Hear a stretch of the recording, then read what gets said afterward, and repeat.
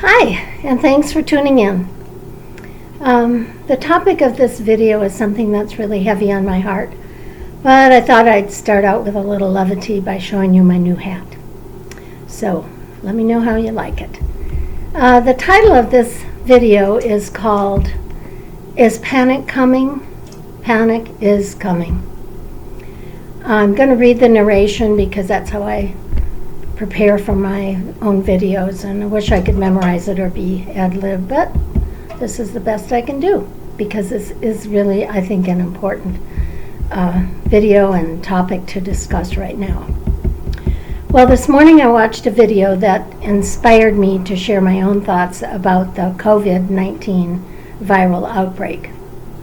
The questions are, is it an epidemic? Is it a pandemic? And those are questions that we're waiting to get the answers for. The video that I watched this morning talked about the differences between a communist regime and a democratic society and how those differences pan out during a crisis situation. Well, today we see the Chinese communist regimes reply in a crisis situation.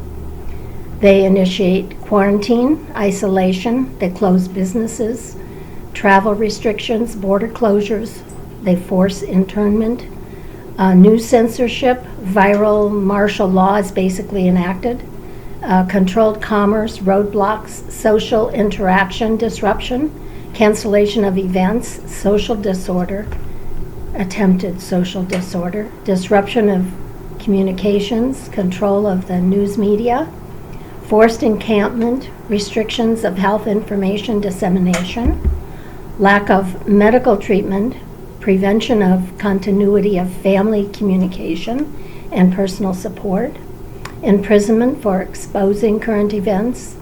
Of course, this is all occurring within the policies of no free speech or civil rights and all that that entails.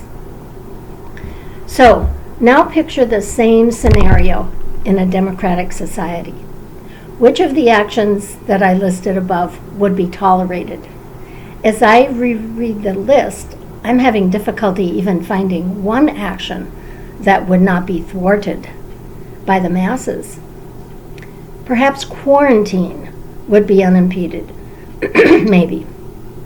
But that would depend on where the quarantine would take place, and viewed alone with none of the other actions taking place, we might allow a person who has symptoms and confirmed positive test results to be placed in a hospital containment room with medical treatment guaranteed.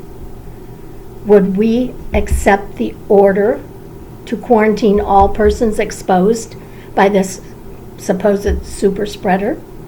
Would we allow them to be quarantined at home or in an auditorium identified as a quarantine facility for those with no symptoms? Okay, looking again at the list, we might tolerate the cancellation of large social or athletic events, maybe.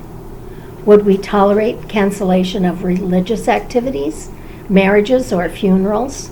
I imagine that now in China, not only are there no funerals taking place, but I imagine that many loved ones don't even know what's happening to the remains of their loved ones.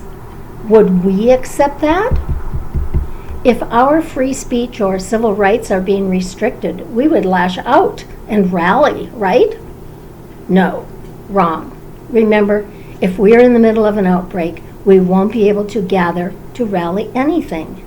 Would we accept being herded into cattle cars and sent off to a containment facility because we gathered to rally against the cause of free speech or the right to gather? I don't think so.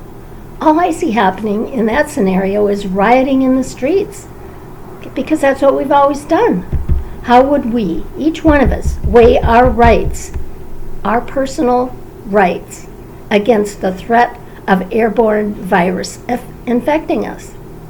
If this becomes a national emergency and FEMA is called in to rescue us, and would we go willingly to a FEMA camp for our own good?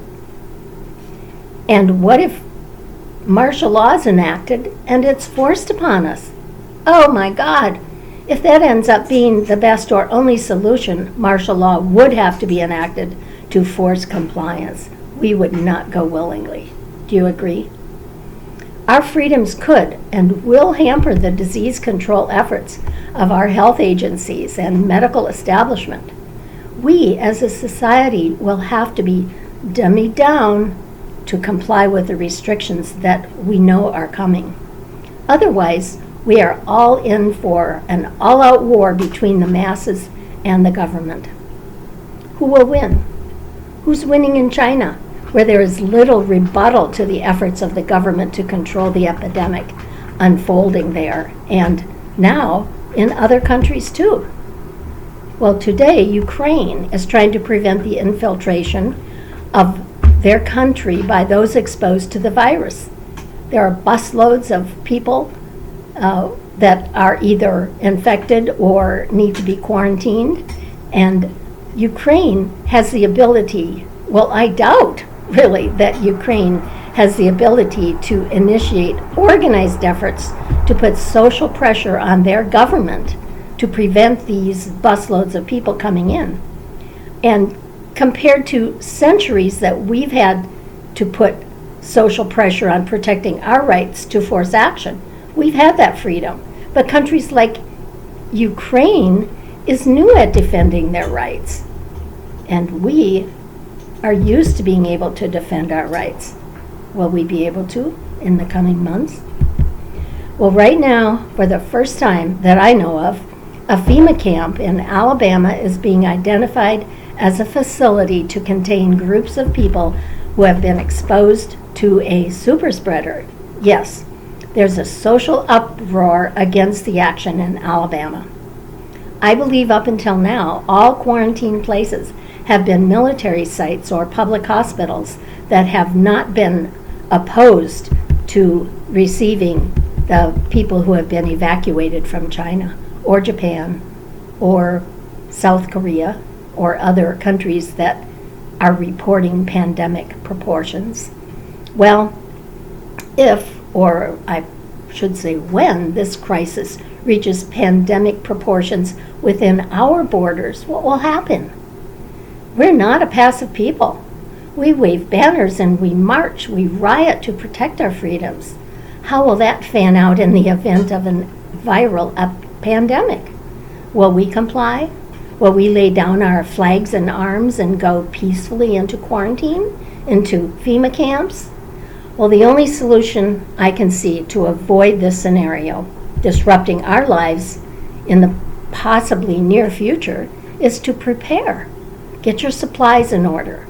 Food and water, medical supplies, batteries and flashlights and masks especially, and tapes and tarps and personal hygiene supplies, indoor activities for the kids when we're stuck at home, pet supplies.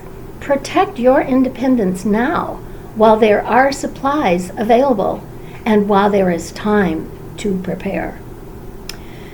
Well, I hope you enjoyed this, not for pleasure but for preparation and knowledge, awareness. And thank you for watching, and if you care about your families and friends and want this information to be available to them, please share the video. Like and subscribe if you'd like to.